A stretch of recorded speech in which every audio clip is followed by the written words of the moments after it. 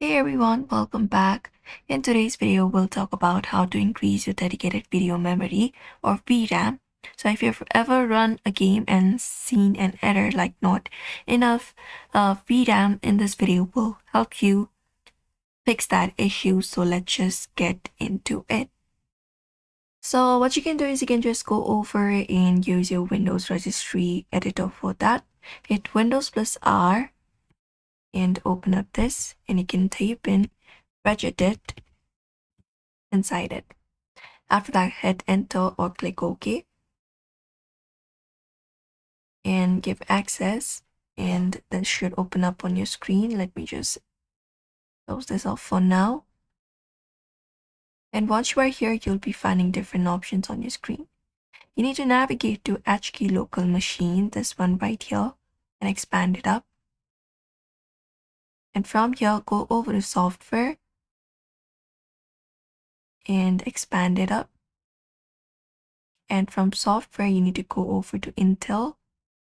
Find that option right here. You may scroll down if you do not find the option you're looking for. This one right here, and you can just go ahead and expand it up and go over to GMM, this one right here. After you are here, you can create a D-word value, new one. Right click on your screen, look out for new option, and go over and select the option for D-word 32-bit value. This one right here.